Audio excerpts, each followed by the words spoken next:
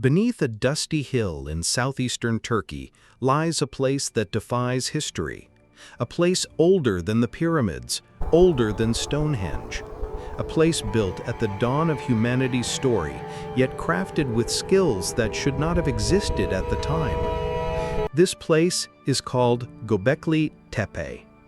Here, massive stone pillars, some taller than a man, some weighing more than 20 tons, stand in circles like guardians of forgotten rituals. Carved with foxes, snakes, vultures, and strange symbols, they speak of a world we barely understand. And yet, for thousands of years, this sacred site lay hidden, deliberately buried by the very people who built it. Why? Was it a temple to the stars? A sanctuary of the dead, or evidence of a lost chapter of human history?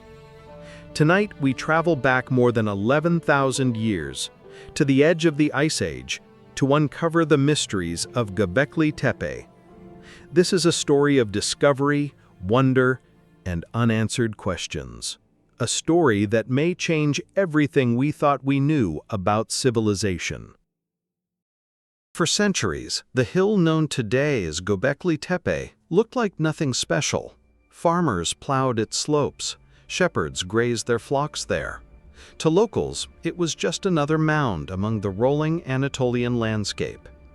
But in 1963, a joint team of Turkish and American archaeologists surveyed the region.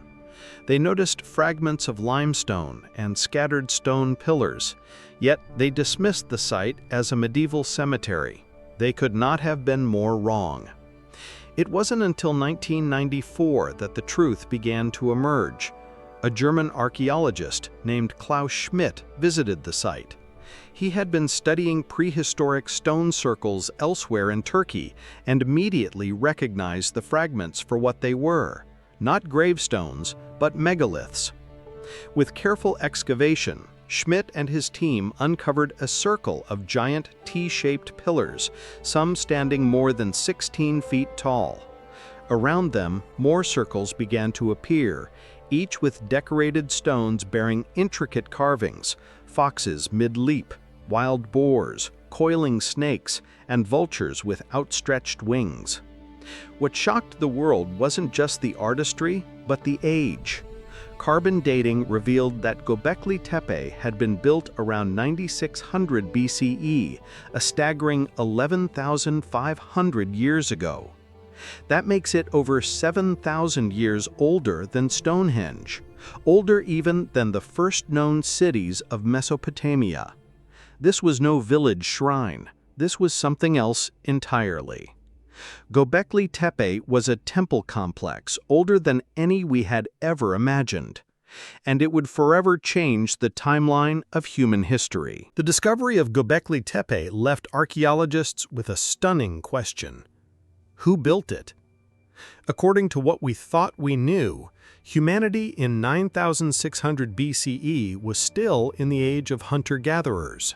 Small nomadic bands moved across the land, hunting wild animals and gathering plants. They had no permanent settlements, no farms, no metal tools, and certainly no organized construction crews. Yet, somehow, these so-called primitive people shaped and moved colossal stones, some weighing more than a fully loaded bus. They carved intricate reliefs into limestone, coordinated large-scale building projects, and arranged sacred spaces with astonishing precision. How could this be possible?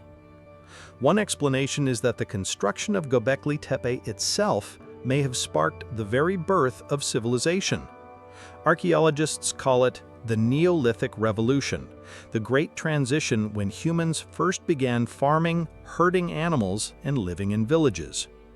Traditionally, we believed farming came first and temples came later, but Göbekli Tepe flips that idea upside down.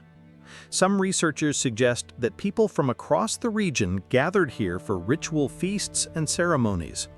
In order to feed so many, they began cultivating grains nearby, wild wheat and barley that grew naturally on the Anatolian hillsides. Over time, this small act of necessity could have led to the invention of agriculture itself. Think about that.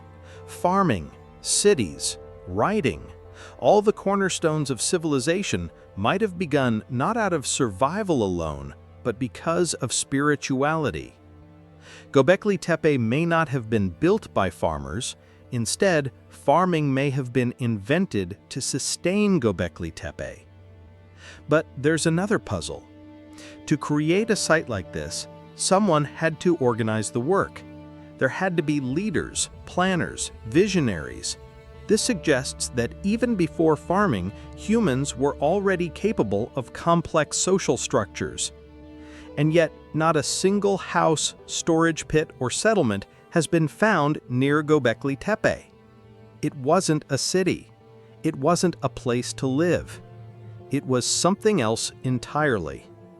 Perhaps a pilgrimage site where groups traveled great distances to take part in rituals. Or perhaps a neutral meeting ground where rival tribes came together under the watchful gaze of carved stone gods. Whoever they were, the builders of Göbekli Tepe possessed skills, organization, and vision far beyond what history books once allowed. And that is just the beginning of its mystery. If the architecture of Göbekli Tepe is breathtaking, its carvings are downright mysterious. The stone pillars are covered with reliefs of animals, foxes leaping across the stone, scorpions crawling at the base, vultures with wings spread wide, lions prowling, snakes winding and twisting. Each animal seems alive, frozen mid-motion, as if it carried meaning far beyond decoration. But what did they symbolize? Some scholars believe the carvings represent totemic animals, linked to tribes, clans, or spiritual forces. Others see them as a kind of storytelling, myths etched in stone, recounting events long forgotten. Many of the pillars themselves are not just abstract shapes. The great T-shaped monoliths appear to be stylized human forms. Carved arms run down their sides, hands folded across their bellies. But there are no faces, no mouths, no eyes. Were they meant to represent gods, shamans, ancestors? Or perhaps a more abstract idea, the very essence of humanity, stripped of individuality? Whatever their meaning, these figures stand like silent guardians, watching over the circles for more than 10 millennia. One of the most striking carvings is found on Pillar 43, sometimes called the Vulture Stone. It depicts a vulture, a scorpion, and what seems to be a headless human figure. Above the vulture hovers a circular object, like the sun, or perhaps something stranger. To archaeologists, this may represent death rituals. In some ancient cultures, vultures were associated with the sky and the journey of the soul. Could this be an image of the dead being carried to the heavens? But others see something more cosmic. In 2017, a controversial study suggested that the carvings on Pillar 43 may actually encode astronomical knowledge. According to this interpretation, the animals represent constellations, and together they describe a cataclysmic event, a comet impact around 10,950 BCE.